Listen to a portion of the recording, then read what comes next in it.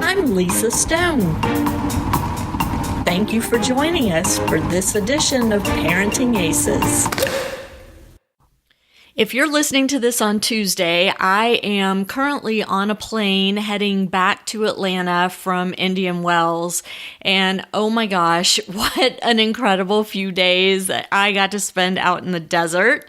Please check out parentingaces.com for more information on that. But suffice it to say, I was thrilled to have the opportunity to be out there and really want to thank my sponsor, tennisballs.com, for giving me that chance and allowing me to participate in some incredible meetings, watch some unbelievable tennis, and just basically have an all-around great weekend.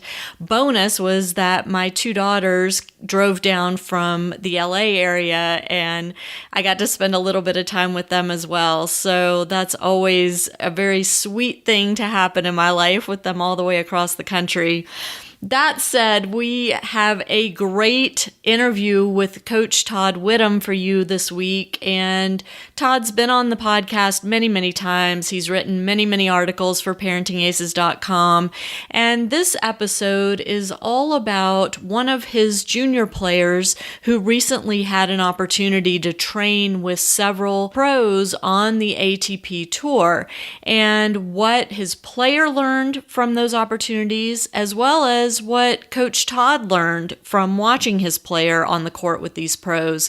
And so I think there is a lot of great information for the rest of us to take away from this episode, specifically things that we can learn just by simply watching the pros train, understanding what it means to train as though your life depends on it, which, let's face it, for these professional players, it does. This is how they're earning their living. And I think there's so many lessons to be learned from that. So I encourage you, if there's a professional event near your home, usually the players come in a day or two before the event starts, and they're usually out hitting on the courts, training, getting used to the environment. And typically those training sessions are free and open to the public. So if you have an opportunity, even for a futures or a challenger event, the quality at those events really doesn't differ that much from the ATP Tour level events or the WTA Tour level events. So take advantage of that, take your juniors out, and see what you can both learn from watching the pros train.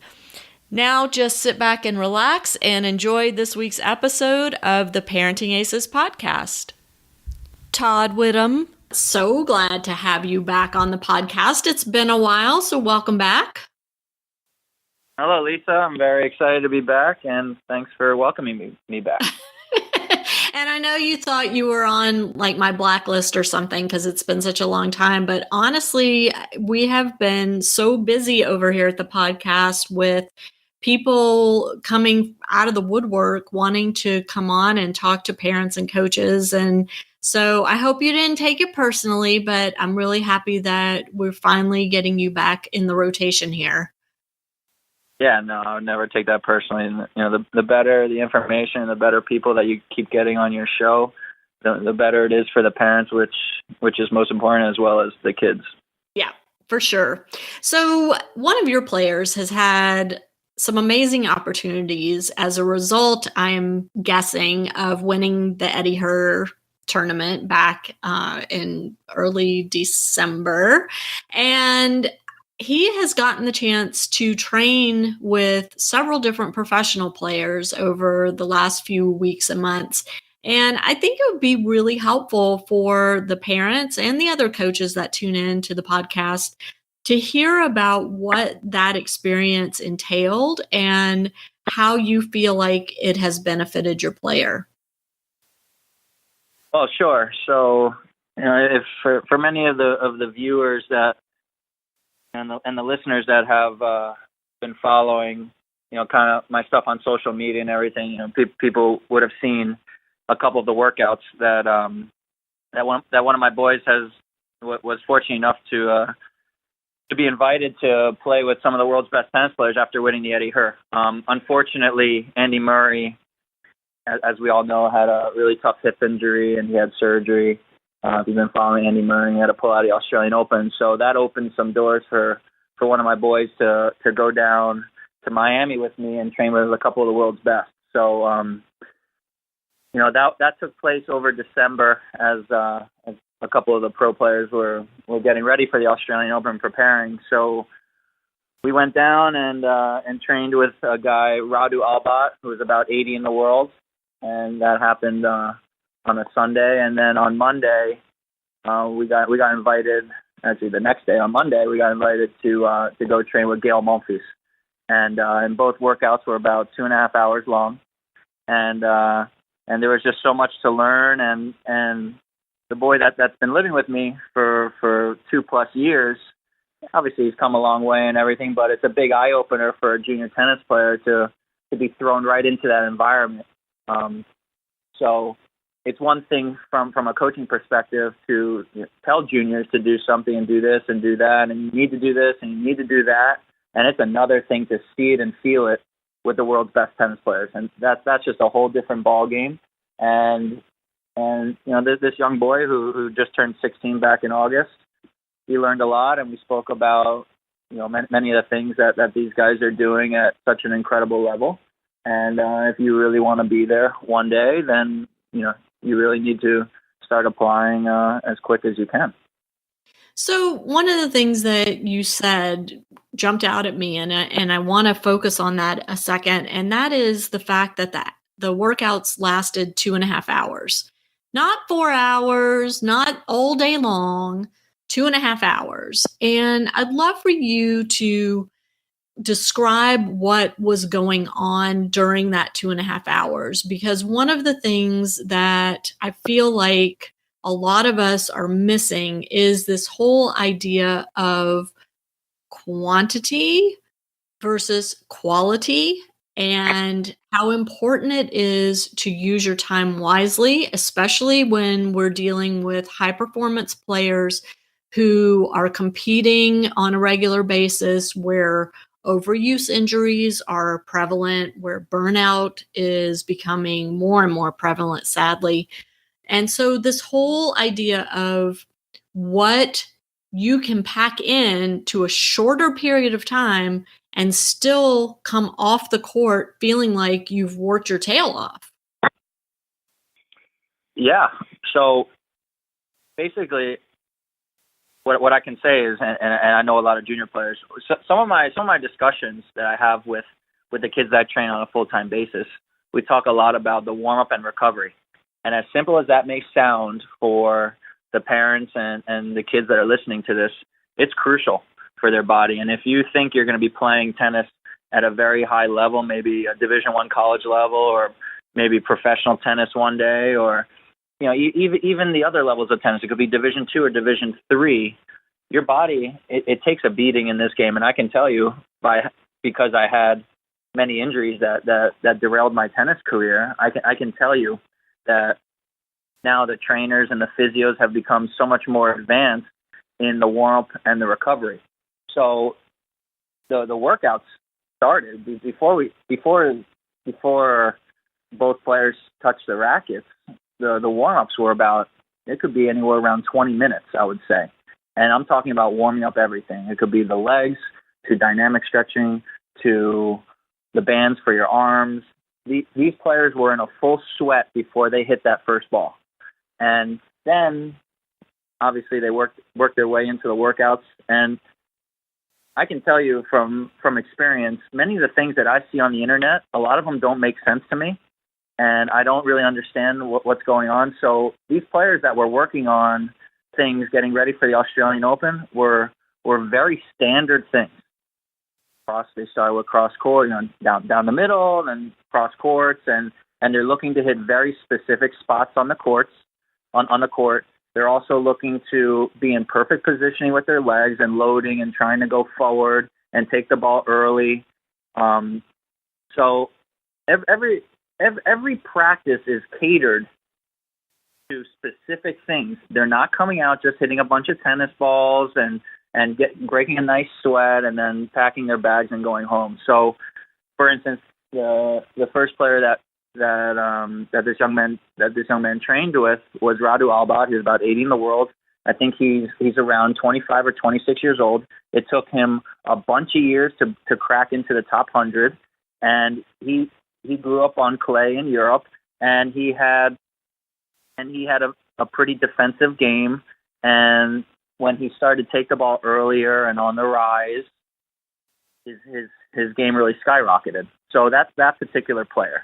Now, if I bring it down to the junior level, I see a lot of kids that are trying to play this way, but you need a very, very good base of training before you have maybe the eye-hand coordination and the movement and the balance and the timing and all of these things to be able to maintain ball after ball after ball. You may see a junior player that's trying to take the ball early, but they may only be able to maintain maybe a ball or two on a great mark on the court. And that doesn't equate to a high-level player. So if we're going about the technical side of tennis, many of the kids, they should back off the baseline and learn how to be moving in and out of the baseline. And we speak about these things a lot.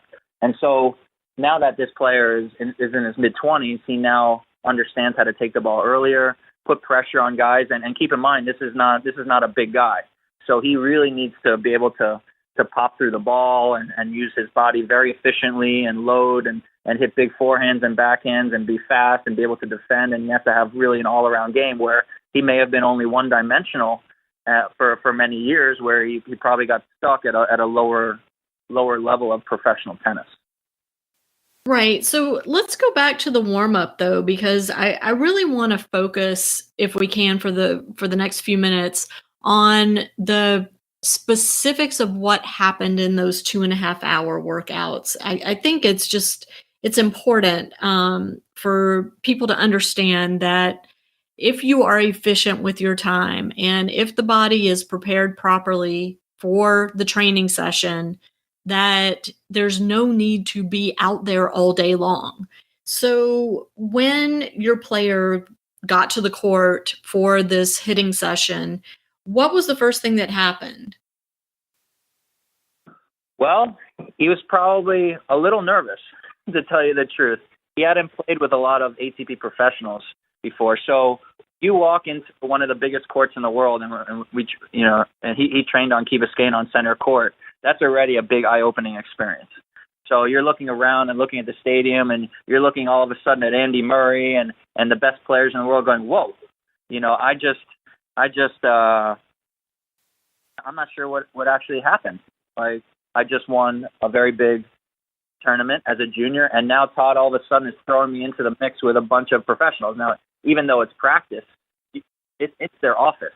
So their office is to really develop their games, and they're preparing for a big year on the ATP Tour. So if we're going back to the warm-up, I can tell you that the mentality of their warm-up is that without their body, these professional players, they have no career in tennis. So that's number one. And they have their physios, they have their tennis coaches, and they're warming up everything. And they're stretching out, and there's a whole formula, and they follow this formula every single day in and day out, before every single session. I can tell you from experience, many of these players are doing exercises in their house or in their hotel room before they even step foot onto the tennis court, and then they go through another 20 minutes. So they could do 20 minutes before they even get into their car to drive to the tennis center.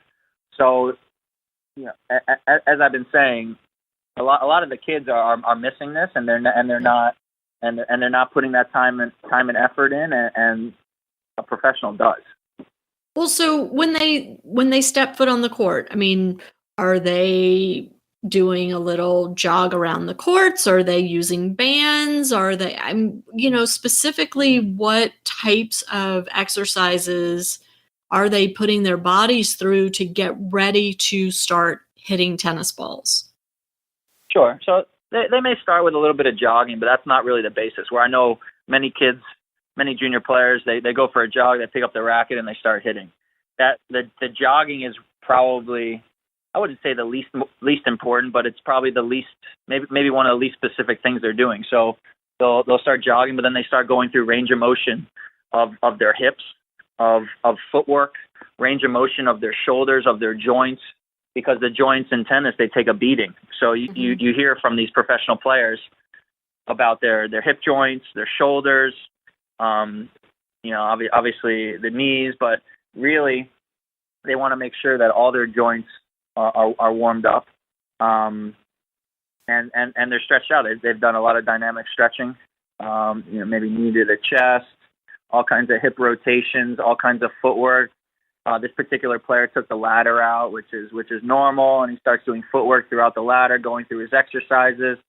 You can do butt kicks, you can do a lot of lunges and jumps and all kinds of stuff, really, to prepare not only your body but also your mind. I mean, obviously you're preparing your body, but your mind starts to get more focused and you're more disciplined because you're going through these same exercises that are catered to this particular individual, and it gets you ready to perform.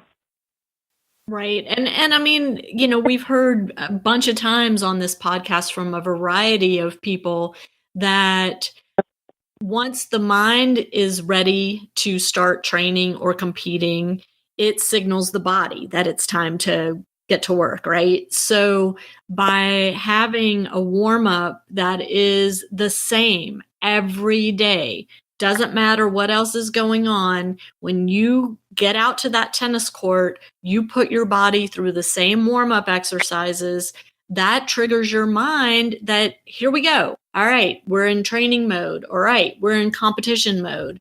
And it sets you up for success. That is correct. I can tell you from personal experience that I did all my warm-ups and everything, but I wanted to be really away from any of my competition or any noise around me. And what I mean by noise, it could be I wasn't socializing a lot. I was in the locker room. I wasn't going out to watch a lot of the matches. If I was out watching matches, it was probably because I was going to play one of the players in the next round. So I was doing some scouting. But really the preparation to start to get your mind going and then get your body going is very important. And at a high level of tennis, you can't be sleeping or unprepared when you walk onto the court. So from personal experience, I went into the locker room. I went into a very quiet area. I started regripping my rackets. I started stretching out. I got stretched out by trainers. And I just wanted a quiet, mellow area and mind and state of mind before I walked out. And it could have been before I walked out in front of thousands of people where I blocked all that out. And I wanted to make sure that my mind was ready. And the only way for me personally, which it might not be the same way for everyone, but for me personally, I wanted a very quiet area around me. And I wanted to start focusing on what I was trying to accomplish when I walked out onto the court. So your player at age 16, when he saw this professional going through this, very detailed, regimented warm-up routine, what did he say about that to you? Or did he comment on that afterward? I can tell you that if that was a surprise to him, what he's watching, then I'm not doing my job. So this young... Okay, all right. Yes, you're right. This young man has been living with me for 2 years, a little bit over 2 years now.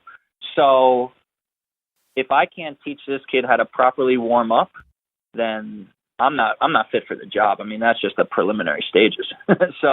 So he's used to seeing all this, where some of the exercise is different that maybe he doesn't do, or something that I didn't know. Of course, I mean every trainer and physio, they got all kinds of stuff that they've learned and stuff that they love to incorporate and do with their clients and everything. But does this particular 16-year-old know how to warm up and focus and be disciplined and all those things? Yeah, you better believe it. Awesome. Okay, so let's jump forward. I've dwelled on the warm up long enough. So 20 minutes, they've warmed up. So we're now, for a 2.5 hour warm up, 2.5 hour hitting session, we're down to 2 hours and 10 minutes, and they're now ready to pick up rackets and start hitting balls. So you said they started with just hitting up the middle. Do they start with short court, or do the pros bypass that? I know it's different for everyone, and obviously I was on the ATP tour, for 6 years and competed with some great players. And I always say, and I know it's different for the girls and the women, but I never saw men doing short court. Now, it doesn't mean that it's wrong or anything, but the kids that I've trained and the best players that I've ever been around, especially on the men's side, they go right to the baseline. They start hitting. So, that's just me.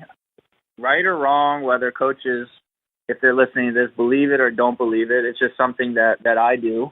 And as well as at a professional level, many times courts are very tough to come by when you're on the tour and you have a limited amount of time. You may only have a half hour or an hour.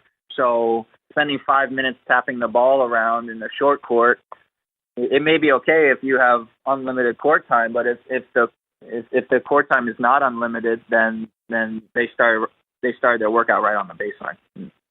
Got it. Okay, so they're at the baseline, they're hitting up the middle. And how long do they do that before they transition into, let's say, the next phase, which is, I think you said, cross-court forehands? Right. So the down the middle, obviously, they start. They're still in the warm stages. There may be, and this is where I see a lot of junior players that may get a little sloppy. So the hitting may be at 50% speed, but the legs and the movement are not. And that's something that was coached to me, but also things that I coach with the players. And you're talking about only the warm up. We haven't even started really the training aspect. So the warm up, and if you're moving full out and the legs and everything, and you're trying to get in great position, that also stimulates your brain. When you're moving at that level, you have to be very concentrated and very engaged in the workout. And not only that, when you're 16 years old and you got a professional across the net who's playing against the world's best, you're really trying not to miss a ball and have any lapses of concentration. It's just a respect level. And I remember having these feelings when I was training with professional players, and I was very fortunate. I was around professional players from when I was hitting my first balls at 6 and 7 years old. So I saw this intensity. I saw this type of concentration. I saw this type of discipline at a very young age. So going down the middle, maybe 10, 15 minutes, not 10 balls and then switch, like many young players may do. So if they're going at 50%, they start boosting it up to maybe 60%, 70%, and up to 80, 90, 100%. They're going full out, right? And it's physical. If you're going full out down the middle and you're moving as fast as you can to get in position and load up and really rip a big heavy ball, that gets exhausting when you do it over and over and over again. So that's something that I also don't understand when you have kids that are just going and doing maybe down the middle or cross courts. If they're really working at an optimal level and loading up and ripping and accelerating and doing all these things, they should be tired by the time they get water. If they're not tired, they shouldn't be walking off the court. And that's what you'll see from these professional players. And as we keep discussing about these workouts, that's what they do. And when they get tired, they push through, and they may be going to a certain time during the drill, or until it feels really good, whatever they're working on, they don't stop. And they may be tired, but as we've said, this is their job. This is not amateur tennis. This is their job. This is how they're going to make their living. So their office is that tennis court. Right. And I mean, I think again, and you stress this somewhat, but understanding that hitting up the middle isn't just low key, low energy, for these professionals who, like you keep stressing, are making their living playing this sport. Every single ball they hit is with intent, right? It's with full energy, full concentration. Even if it's going up the middle, they are moving their feet. They are, working on whether it's loading the legs or getting their hips positioned properly or shifting their weight. All of these things go into every single ball they hit. There is not one wasted moment out there. That is 100% correct. And I can tell you from experience that when I was going down the middle and I was going full out, that it was exhausting. Or Yeah. if I was doing cross court forehands or cross court backhands. And another thing that I harp on is that drilling should be drilling, and you should be going at the intensity level and the type of brain level and brain concentration that you would take to a match. And that's something that I also don't see. And to me, it's just proper training. Is that when you do forehand cross court, or you're going down the middle, or whatever it is, or side to side, or whatever you're working on, is that you should always have the feeling, and hopefully there are junior players listening to this, is that they should always have the feeling and the intensity and the concentration like they're in a match, not just in a drill. And that's something that I harp on, and Pierre harps on every single day with the juniors that we train, is that you're not just in a stupid drill. You are in a match, you bring in the same intensity, and you're competing against the other person across the net. So if you're hitting quality ball after quality ball and they miss, you've done a great job. If they're forcing you to miss, they're kicking your butt. And so I'm seeing a lot of kids that aren't competing properly. And this is one way, and it's a very easy way. It's one way for kids to learn how to compete, is that you put your brain in that type of mindset just in a normal drill. And you're talking about a forehand cross-court drill, a backhand cross-court, or a side-to-side drill, or whatever it shall be. But the kids have to train at that type of intensity and concentration and compete against each other. And that in and of itself will bring up the quality of the practice, and it also bring up the quality of their tennis. So in these practice sessions with the pro players, how long would they hit before they took a water break?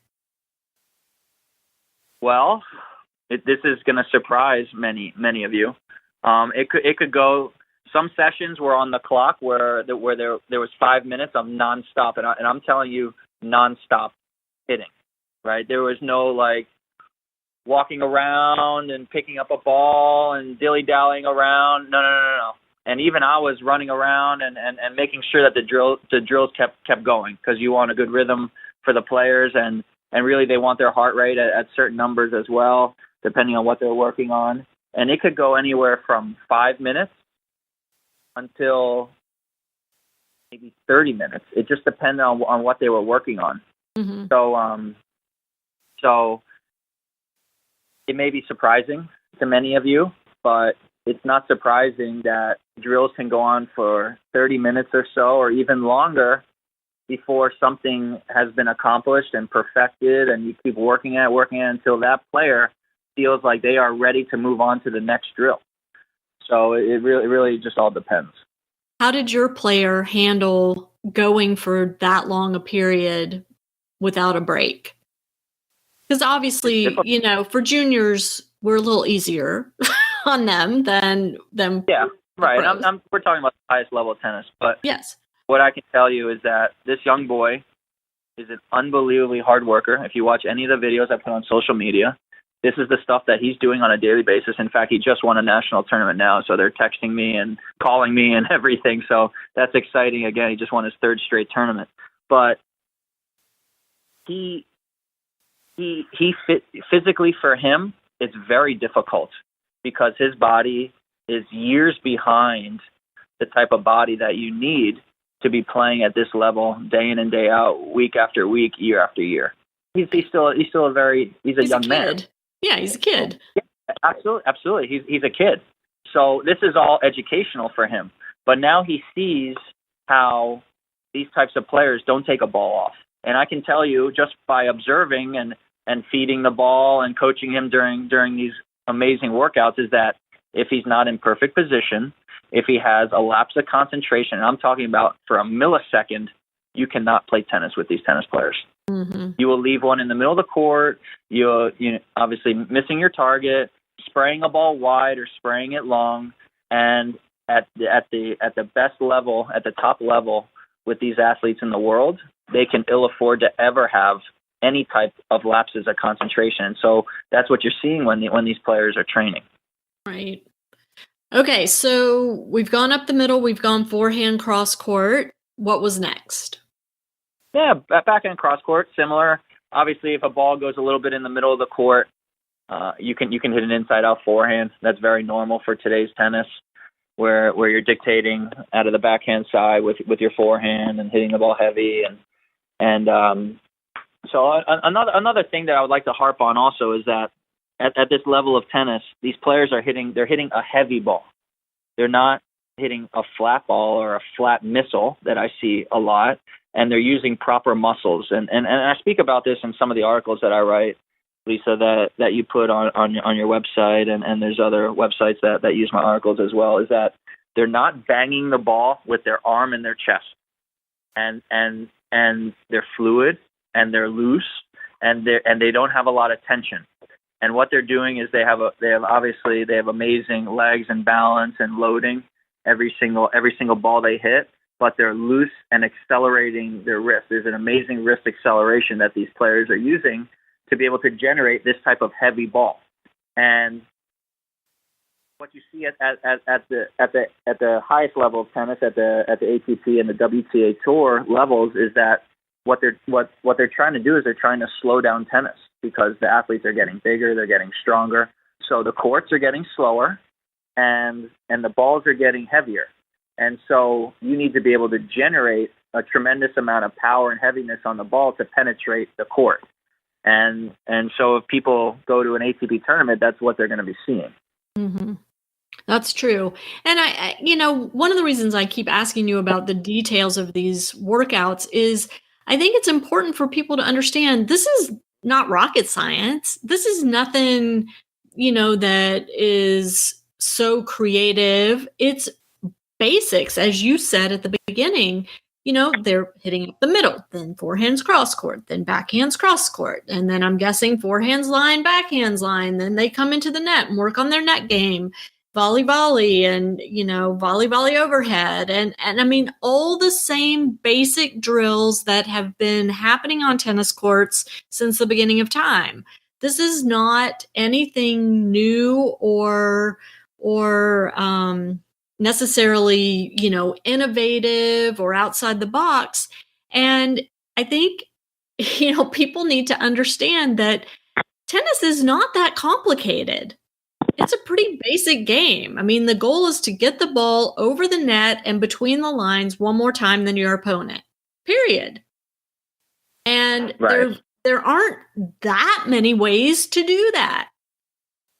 Right. I think for the viewers that follow me on social media or they read my articles,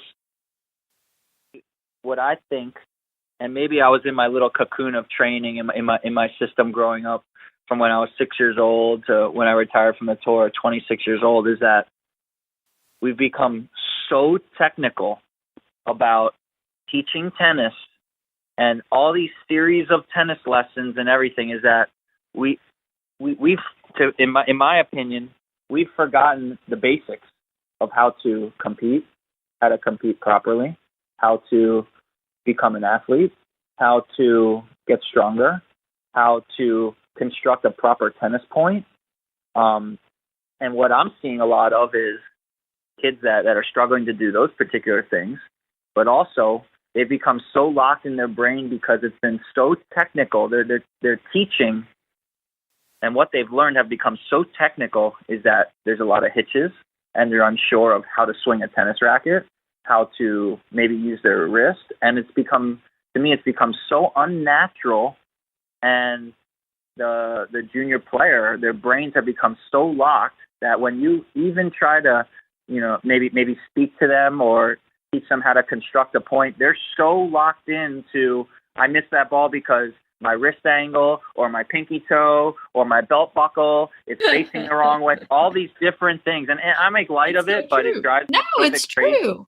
It is. It's so true. It is so true. And the way that I'm wiggling the racket, it's off by 20 degrees, or all these different things that I'm telling you that any super high level tennis player, they would laugh at that. They would laugh and say, "What is this? What is that?" And so many of the things that I see on the internet, I'm telling you, I don't understand them. I don't understand what's trying to be accomplished. It may sound good, to many people, but I don't understand what I'm listening to or seeing. And right. And I think a lot of that leads to injury too, Todd, because we're pushing kids outside of what would be a natural swing pattern for them, right? Or a natural movement pattern for them. Correct. I've had plenty of kids come to me with injuries, and they're trying to get in positions and stuff that I've never, ever seen before. So then I just put them in the positions that I know, and I get their bodies worked on and treated with the best people in South Florida, and all of a sudden it's like some magic potion, and they feel wonderful, and everything's great. Mm-hmm. So, to me, it's surprising. It's shocking, and I see it over and over again. I can tell you, I was watching a national tournament on the USTA website, and I'm telling you that I'm watching kids that they can't move. They're having a lot of trouble athletically, regardless of their techniques.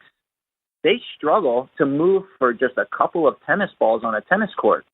They don't have the proper leg strength. They don't have the proper balance. And honestly, I don't care how many tennis lessons your child has taken. If they cannot move properly and they cannot balance their legs, and they don't have a proper level of fitness, and they don't have a proper level of strength with their lower body, by the time they become 16, 18 years old, they're going to struggle mightily. It's going to be ugly. And I was watching only a couple of balls hit in these particular matches, and if players hit just a proper target, only a couple times. I'm not talking and speaking about 10 times in a point. I'm saying 2 or 3 balls on a proper target with hitting the ball in front of your body and just the basics of tennis.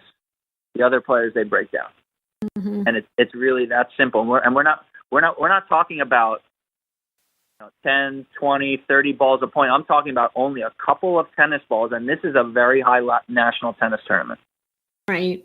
Well, this is a good segue into part 2 of our conversation today, Todd, which is tournaments and the way that our governing body is dictating that tournaments be run, and the way that scoring is being manipulated in various tournaments. I recently posted on the Parenting Aces Facebook page that my section, the southern section of USTA, has dictated that all doubles tournament matches will be 1 set to 6, a tiebreaker played at 6-all, and thankfully they're using regular scoring. They're not going to the no-ad scoring like college tennis, but still it's 1 set to 6 for doubles now. So you have some pretty strong feelings about changing the scoring and how it's impacting families, and I'd love to have you share those thoughts. Sure. If I look back on my junior career and when I was playing junior tennis in those years, there was no such thing as a tiebreaker for the third set. That tiebreaker for the third set was after you played 3 hours and someone was going to win 7-6 in the third. That's what a tiebreaker in the third set actually means to me. There was nothing shortened about anything. Many times I was at a facility and I was in a very difficult match, and the match was 3 hours long, and my opponent and I were the last match on, and everyone wants to leave and people want to shut the gates and lock the facility and everything. And that's the way it was. There was no shortened format. There was no 4-game sets. There was no 10-point tiebreaker for the third. There was no 2-all sets. There was none of that. There was no shortened doubles matches, and I just don't know really where tennis is headed. And I don't train my players that I train on a daily basis to really be playing those types of formats. In those types of formats, your child may not even need that high level of fitness, quite honestly. They should, to prevent injuries and everything. But if you're playing 4-game sets and no third sets and those types of things, to me, I'm not sure what these junior tennis players are learning. Many times I had to win matches cramping, severe cramps. I'm not talking twinges. I'm talking severe cramps, and it happened over and over again. So you learn how to manage the pain and all those things that your body is going through which is normal. When you watch professionals on TV and they're running around on a court, trust me, they're not feeling great. That's painful. Just like any other sport, hockey, football, they're not feeling good. And so that also develops mental toughness when you go through that type of training and all that preparation. Tennis is meant to be a physical game. It's a very, very tough sport. If your child has aspirations of playing at a very good college level or maybe even a professional level, tennis is a very, very difficult game. There's going to be a lot of things that have to be in place for them to be performing well and to be achieving their goals and dreams. So I'm not sure where tennis is headed, but the things that I'm seeing and hearing and the parents voicing their opinions to me, that I don't see it heading in a great direction. Well, let's touch on that. What are you hearing from parents? Because I know what I'm hearing. Sure. I can tell you that parents are, well, and I can tell you coaches are doing a good job preparing their players for tournaments, and they may be traveling. I'm based in South Florida. They could be traveling all the way to California or Texas or to the Northeast, and all of a sudden formats are changed. By the time they get there, the formats are changed. If I was a parent and I was taking my son or daughter to a tournament, traveling all the way across the country, and I got there, and all of a sudden there were shortened sets and shortened other things in consolation rounds and those types of things, and I'm spending all this time, money, and effort to be traveling across the country, the least that can be done for the parents and the kids is that you play a normal tennis match. I mean, I don't think that's a lot to ask for. So, but I continue to hear that, oh, it rained for 2 hours and we're delayed, and all of a sudden now it's a 2-all set, or you're playing sets to 4, and to me that's just it's bogus. It's bad, and really I don't know who's regulating this, but someone needs to step in and really monitor this. What do you think can be done? Because, I mean, there are a couple issues here. One is, I mean, I'm a lot older than you. When I was growing up, we certainly never had the short scoring, the short sets, and all of that. And like you said, I mean, there were days when you were at a tournament that you were there from 7 in the morning until 10, 11 o'clock at night because rain delays happened. Matches went long, and that's just the way it was. Now I understand that because of string technology, racket technology, the improved fitness level of the athletes themselves, that tennis has become more physical, and from a medical standpoint, there are people arguing that we can't put growing bodies through this kind of rigor week in and week out and expect them to last, through a junior career, through a college career, or even through a professional career. We have to make some sort of change because of the physicality of the game. What's your thought on that? I don't agree with that at all. At all. So that may be true. So here's the normal child that is homeschooled, and they train, could be 5 hours a day, 6 hours a day, whatever they train. Most likely, the warm-up and the recovery is very, very poor. And I see this over and over again. I've been very fortunate. I've been running my system since the summer of 2010, and now we're in the beginning of 2018, and I can't think of one kid that I've trained that has had a catastrophic injury. Now, every once in a while, they may roll their ankle. It's unlucky. It's unfortunate. Maybe they get a little strain, a pull, those types of things. Okay, you're training hard. So I have a whole system, and I have doctors and everything around these kids. Anything they need, it's done. Whatever they need, it's taken care of immediately. But kids are training, could be on the court more hours than ever before, possibly, depending on the type of system that your son or daughter is in. But I can tell you that kids are on the court, let's say 5 hours, and how are they really treating their bodies after with their recovery? Are they stretching out for 20 or 30 minutes before they get in that car and they go home? Are they taking ice baths? Are they foam rolling? Are they using the massage sticks? Are they going on the stationary bike? Are they going for swims? I mean, really, how are they recovering? And most kids are not recovering at all. So are their bodies going to break down? Absolutely. I've had these discussions many, many times with the kids that I train on a daily basis, and I monitor these things. It's obviously for their health, but I want to make sure that their careers are continuing to go in the right path. So I'm involved in many different things with their tennis careers, not just training them tennis-wise. So the reality of it is the string technology, yeah, it's changed.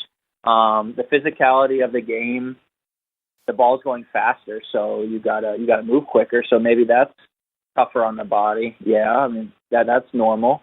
But the way that the players are treating their bodies and their nutrition and all those things, when I have a new client that comes through my door, I have to go over all these things with them and monitor all of it to make sure that they can get through my workouts and that they stay healthy for the given amount of years that I'm going to train that particular individual. I mean, it's in the coach's best interest, obviously, to keep the player healthy, because if the player's not healthy, the player's not paying to train, right? So from a financial standpoint, obviously, coaches need to do a better job of keeping their players healthy. But beyond the financial piece of it, if you truly care about the players you're working with, then you've got to teach them how to care for their bodies properly. And if they have that knowledge and they are putting it into practice, then playing a full 2 out of 3 set match with a tiebreaker only happening when it reaches 6-all in a set, playing full deuce-ad scoring, none of this, 1, 2, 3, 4 and out, we're on to the next game. They should be able to handle that, is what you're saying. Absolutely. My goal, and it could take months depending on if I have a new client and a new kid here, but they are training to be able to handle mentally and physically 2 to 3 hour matches twice a day. That's my ultimate goal. So depending on whether they can stay engaged mentally for that amount of time, physically be able to withstand it, that's normal. A match in the morning and a match in the afternoon. If your child isn't able to handle that, then in my opinion, there's something majorly wrong. They're not in shape, or they're not focused enough, they're not engaged. But also when you're getting tired, it's really tough mentally to stay engaged. So the stronger physically that you become, and the amount of work and effort you put into your physical fitness, the stronger mentally you're going to become. So as I say, every case is different for each and every child. But my goal for any of the kids that I train is that they can get through tournament days for 2 to 3 hours twice a day. And if they struggle to do that, then someone has not done their job to prepare these players to be able to withstand that. Right. And I mean, there's something to be said for beginner level tournaments, entry level tournaments, to have maybe some of this shortened format stuff. These are kids that are new to the game, and maybe they haven't had the time yet to develop their bodies to be able to handle the stresses of tennis, right? I mean, so at the entry level, maybe so, but hopefully families aren't paying hundreds or even thousands of dollars to travel for entry-level events. Hopefully entry-level events are happening in your backyard, and you're not spending your weekend traveling and paying for hotel and all of that. So it's a little more palatable to have these short formats at an entry-level local tournament. But I think where people really start to get their hackles up is, like you said, Todd, when they're traveling across the country for a national event, only to get there and be told that, well, we're expecting rain, so we're going to go ahead and go to short scoring for this event at a national level tournament where presumably the athletes are more than ready and capable to handle the physical pressures of competing. I agree. I agree. I agree with everything that you're saying. It frustrates me. It's frustrated a bunch of the parents that have voiced their opinions to me. And I'm not sure who's in charge of that, but I don't know how that's permissible. And if we're really trying to grow the game of tennis and we're really trying to have a great environment for the kids to develop and learn skills outside of their classrooms and the disciplines that you can learn from tennis and the mental toughness and all those amazing skills that you learn in tennis, then I don't see how changing formats and shortening sets and all that, I don't see how you could learn many of those skills without really learning about yourself. When you're in a very difficult match physically or emotionally, or you're fighting nerves, or you're fighting maybe physical ailments, you learn a lot about yourself and what you're made of. And that's the beauty of tennis, is that your son or daughter, they're the only one out there. This is not a team event. You can cheer on your child, and during set breaks, you can coach the young person, whether you're a coach or you're a parent, and you can try your best and whatever all those things are. But ultimately, you learn such a great deal about yourself when you're out there and you're competing and you're fighting, and the other person is fighting really hard, and these are the beautiful things about tennis. And to me, it's getting lost, and it's getting lost due to the big business of tennis, and for people that really don't have the best interests of the sport, and also the parents and the junior players. Right. Well, I want to invite the listeners to take a look on parentingaces.com. There's a link at the top of the page to the USTA website, and it actually is a guide to navigating the USTA website. And if you have strong feelings about these short formats and the other things that are going on at the junior tournaments, I want to invite you to send an email or make a phone call to your section's head of junior comp and or to your section's sanctioning committee, because the sanctioning committee is the one that gives the tournament to the tournament director.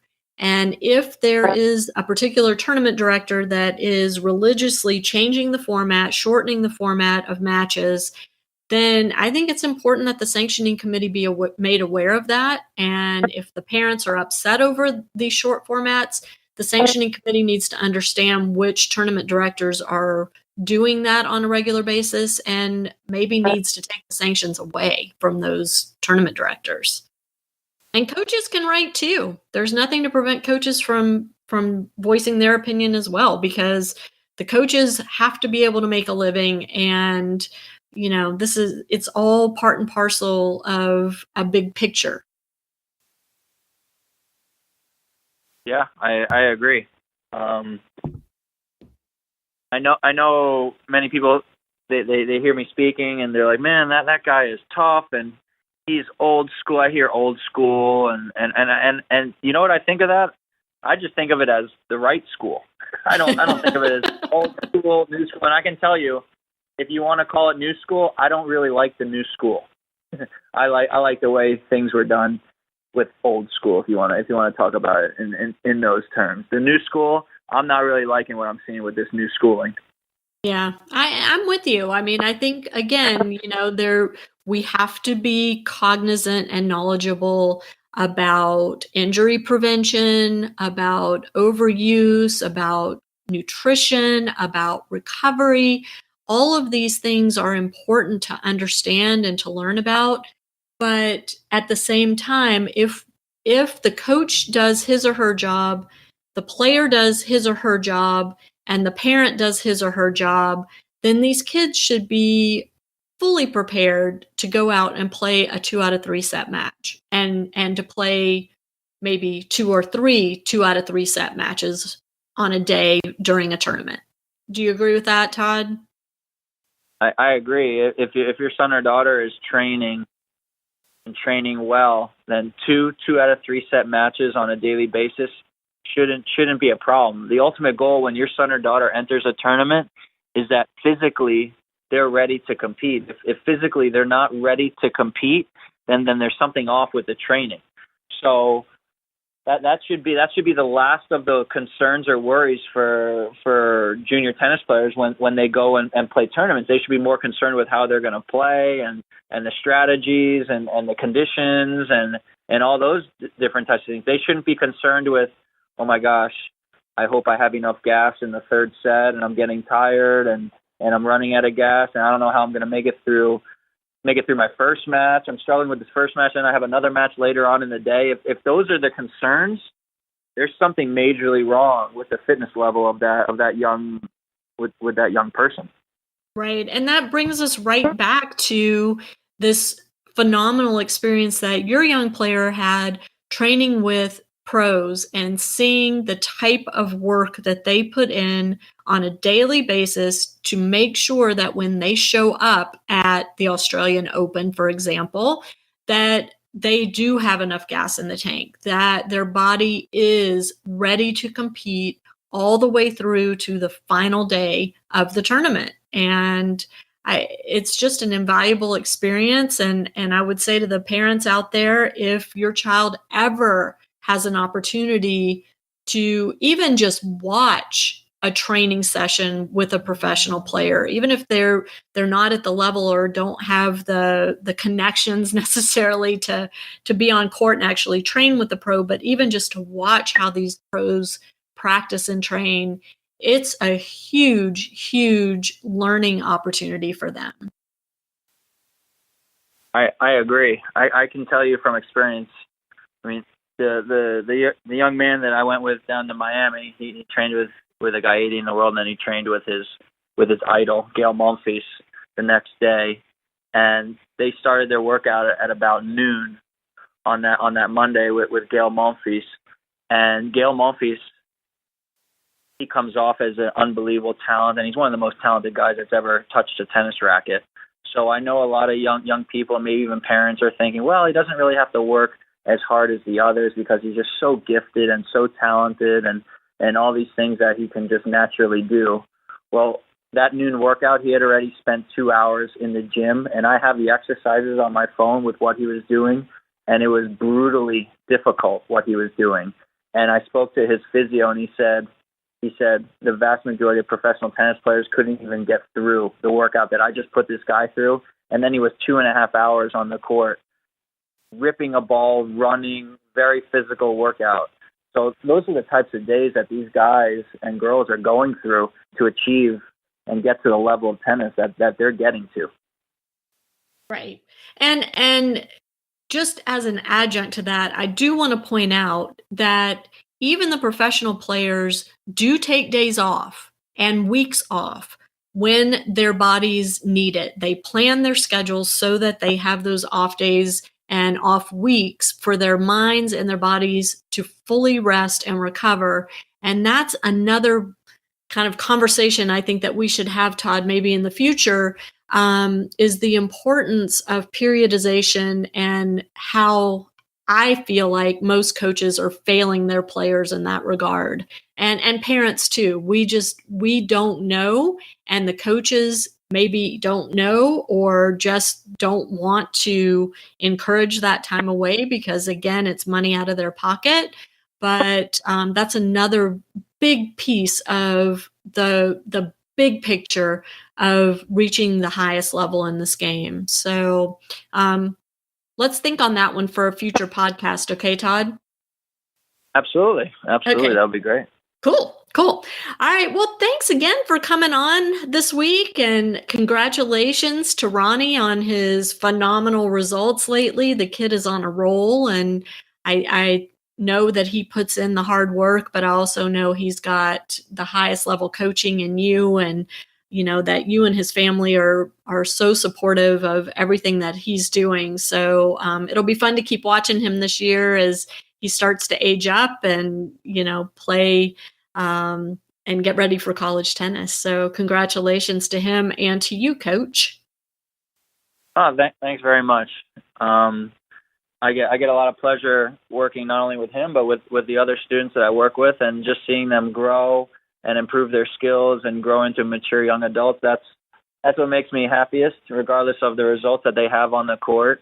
And we got to keep plugging along and seeing what they can do on the court, but also off the court. And they all have very bright futures due to all the discipline and all the things that they're learning on a daily basis. Well, it's fantastic. Thanks again for being on. And to my listeners, thanks so much for tuning in. We'll catch you next time on Parenting Aces. I'm Lisa Stone, and you've been listening to the Parenting Aces podcast. For tennis parents, by a tennis parent. If you like what you've heard, please subscribe to us and write a review on iTunes. For more information on navigating the junior and college tennis journey, please visit us online at parentingaces.com. Thanks for tuning in and sharing us with your tennis community.